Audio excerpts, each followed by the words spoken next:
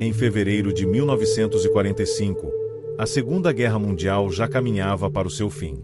O exército alemão recuava em todas as frentes. As cidades estavam em ruínas. O Terceiro Reich agonizava. Para muitos, a derrota da Alemanha era apenas uma questão de tempo. Mas, naquela altura da guerra, o fim ainda precisava ser imposto. Dresden era uma cidade diferente. Conhecida como a Florença do Elba, era um centro cultural, artístico e histórico. Palácios barrocos, igrejas antigas, museus, bibliotecas. Um lugar que, até então, havia escapado da destruição total que já havia consumido tantas outras cidades alemãs. Para milhares de civis, Dresden representava algo raro naquele momento da guerra: refúgio. À medida que o fronte oriental avançava, a cidade passou a receber ondas de refugiados vindos do leste. Mulheres, crianças, idosos, feridos. Pessoas que fugiam do avanço soviético, acreditando que Dresden, longe das grandes fábricas de armamentos e sem grandes alvos militares visíveis, estaria relativamente segura. Essa crença custaria dezenas de milhares de vidas. Na noite de 13 de fevereiro de 1945, quando a cidade estava cheia, quando as estações de trem transbordavam de refugiados e quando a população acreditava estar longe do pior, o céu começou a se encher de motores. Primeiro, vieram os bombardeiros britânicos. Eles não tinham como objetivo apenas destruir alvos específicos. O plano era outro. Um plano já testado em cidades como Hamburgo. Um plano que transformava o próprio ar em arma.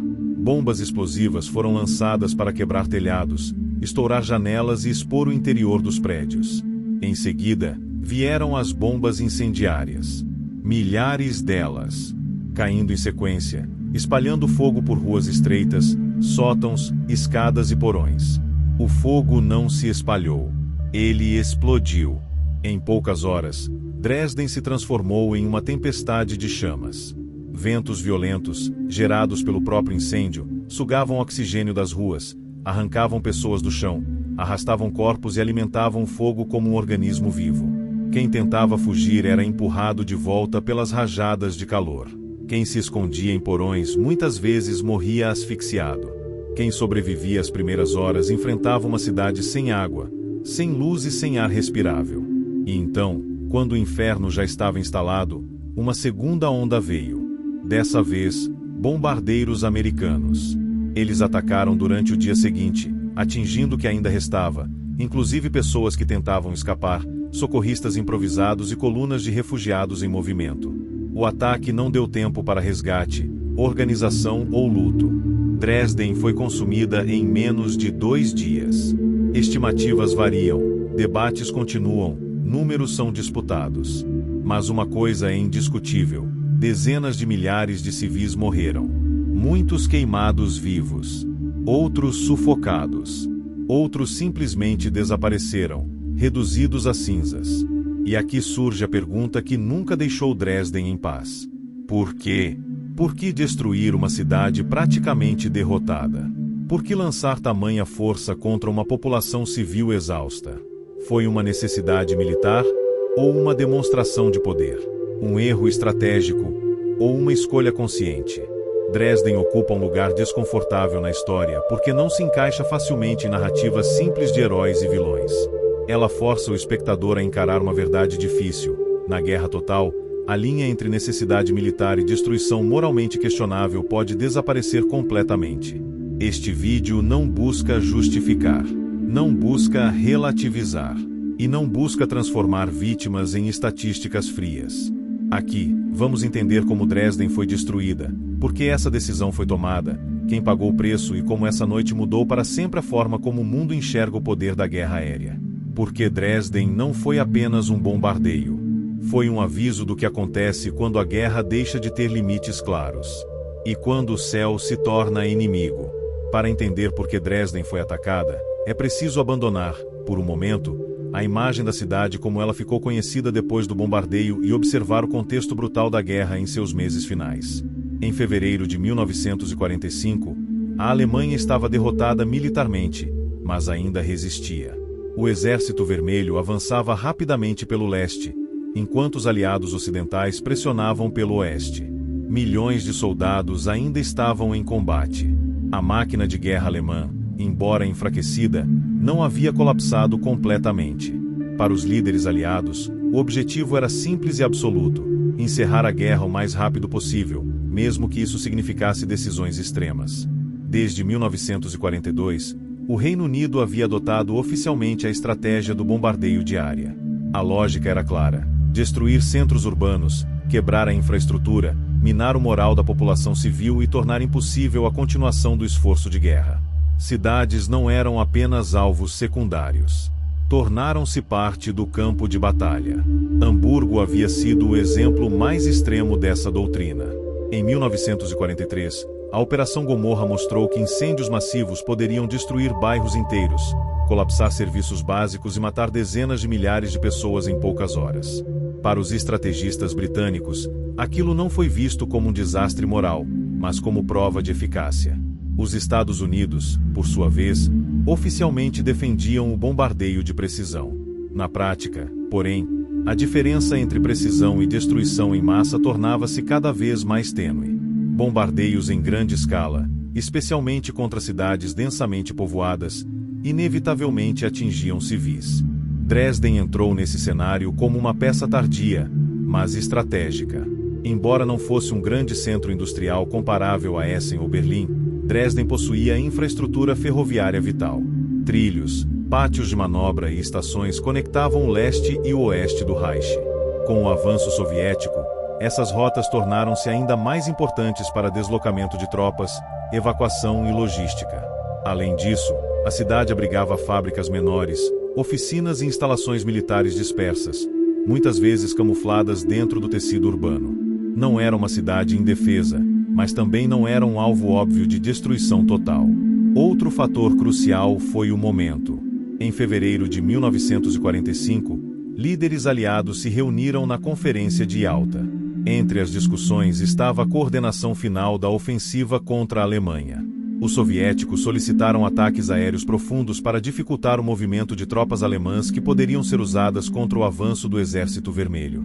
Dresden aparecia nos mapas como um nó logístico ainda funcional e relativamente intacto. Para os planejadores, isso a tornava um alvo legítimo. Mas havia também um elemento psicológico.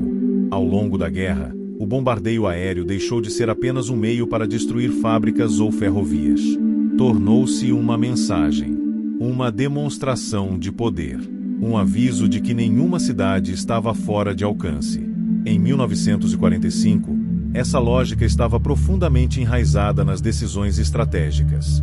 Dresden, até então poupada, simbolizava essa última ilusão de segurança. Destruí-la significava mostrar que o fim estava próximo e que não haveria zonas neutras até a rendição total. Pouco se discutia, naquele momento, sobre refugiados. Pouco se falava sobre a densidade populacional da cidade naquela semana específica. Pouco se considerava o impacto humano imediato. O foco estava em mapas, linhas férreas, relatórios e estimativas de colapso. A guerra aérea havia se tornado uma equação fria. Quantas bombas? Quantos aviões? Quantas horas? As pessoas no solo raramente entravam nessas contas. Assim, quando a ordem foi dada, Dresden não foi tratada como um centro cultural ou um abrigo de civis. Foi tratada como mais um ponto no tabuleiro final da guerra. O que viria a seguir não seria um erro técnico ou um bombardeio mal calculado. Seria a aplicação plena de uma doutrina que já havia sido testada, refinada e aceita. Uma doutrina que transformava cidades inteiras em combustível. E Dresden estava prestes a queimar. Na noite de 13 de fevereiro de 1945, Dresden estava cheia. Trens chegavam constantemente trazendo refugiados do leste. As estações estavam lotadas. Muitas pessoas dormiam em abrigos improvisados, escolas, igrejas e porões. A cidade não estava em estado de alerta máximo. Até aquele momento, Dresden havia sido relativamente poupada dos grandes bombardeios. Pouco depois das 22 horas, os alarmes soaram. Para muitos moradores, aquilo não era novidade. Alarmes já haviam tocado antes, em outras ocasiões, sem que nada acontecesse. Alguns desceram aos abrigos. Outros hesitaram. Alguns sequer tiveram tempo de reagir. No céu, mais de 700 bombardeiros britânicos Lancaster aproximavam-se em formação. O ataque havia sido planejado com precisão brutal. A primeira onda não trouxe o inferno imediatamente. Ela trouxe explosões. Bombas altamente explosivas caíram sobre o centro da cidade. Telhados foram arrancados. Janelas estilhaçadas. Portas arrebentadas. Prédios históricos começaram a ruir. O objetivo era claro: abrir a cidade, expor seus interiores e criar as condições ideais para o que viria depois. Minutos após as explosões iniciais, a segunda fase começou. Bombas incendiárias foram lançadas aos milhares. Elas caíam sobre sótãos, escadas, lojas, igrejas e ruas estreitas. Dresden, com sua arquitetura antiga, repleta de madeira, papel e tecidos, tornou-se combustível perfeito. Incêndios surgiram por toda parte, quase ao mesmo tempo. Em pouco tempo, o fogo deixou de ser localizado. Ele começou a se unir. As chamas consumiam bairros inteiros. O calor aumentava de forma insuportável. O ar começava a se mover de maneira violenta. Uma tempestade de fogo estava se formando. Esse fenômeno não é apenas um grande incêndio. É algo diferente. O calor extremo cria correntes de ar que sugam oxigênio das áreas ao redor. Ventos fortes se formam, alimentando ainda mais as chamas. Pessoas eram derrubadas pelo vento. Algumas eram literalmente puxadas para dentro do fogo. Nos abrigos subterrâneos, a situação não era melhor. Muitos porões não foram projetados para incêndios dessa escala. À medida que o oxigênio era consumido, as pessoas começaram a sufocar.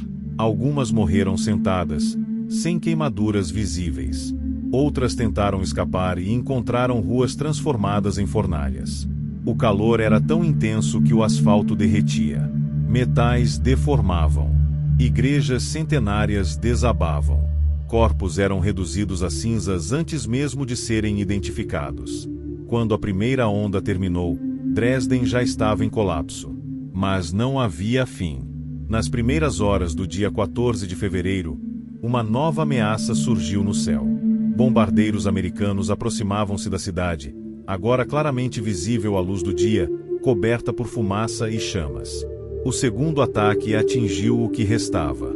Pontes, áreas industriais, trilhos ferroviários e regiões onde sobreviventes tentavam fugir foram bombardeadas. Ambulâncias improvisadas, colunas de civis e equipes de resgate foram atingidas. Não havia distinção clara entre alvos militares e humanos naquele momento. A cidade já estava morta. O ataque apenas garantiu que nada fosse reconstruído tão cedo.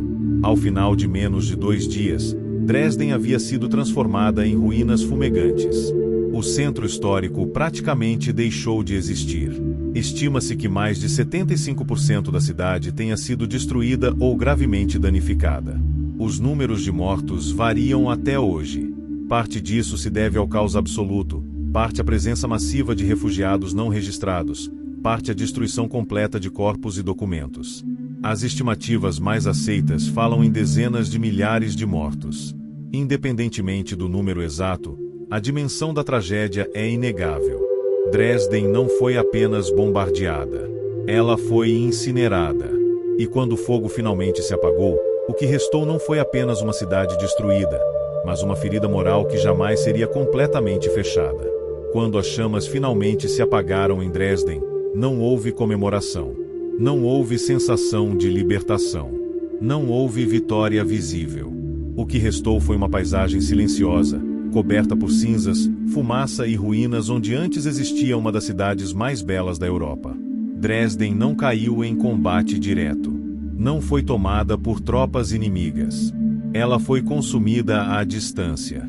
E isso muda tudo. Ao caminhar pelas ruínas nos dias seguintes, os sobreviventes não encontraram apenas prédios destruídos. Encontraram corpos empilhados em praças, enterrados sob escombros ou reduzidos a cinzas irreconhecíveis. Encontraram famílias inteiras desaparecidas. Encontraram uma cidade onde o passado havia sido apagado em poucas horas. A destruição foi tão completa que, por muito tempo, ninguém soube dizer exatamente quantos morreram. Registros haviam sido queimados. Corpos haviam desaparecido. Refugiados não constavam em listas oficiais. A própria cidade havia deixado de funcionar como cidade. Esse vazio numérico alimentaria décadas de debate.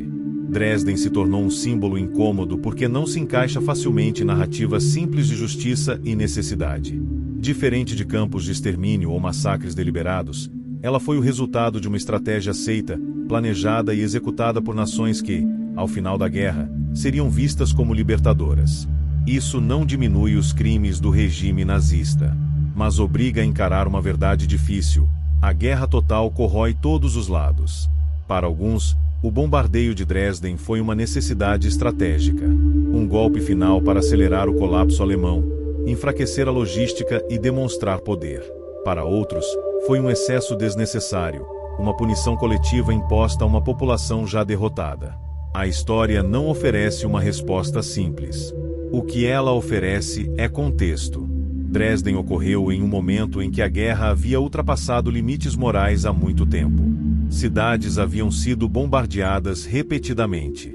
Civis já não eram vistos apenas como vítimas colaterais, mas como parte do esforço de guerra inimigo. A linha entre alvos militares e humanos havia se dissolvido.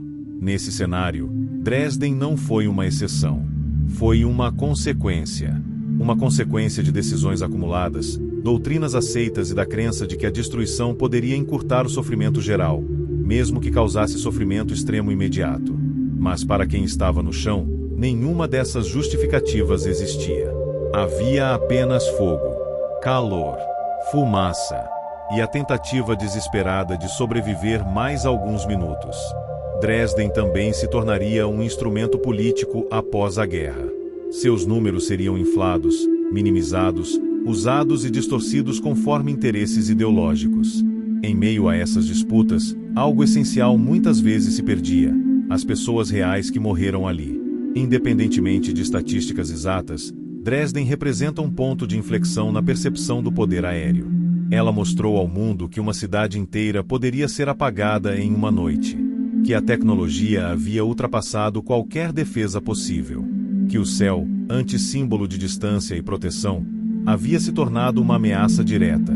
Depois de Dresden, Hiroshima e Nagasaki não pareceram um salto impensável. Pareceram uma continuação.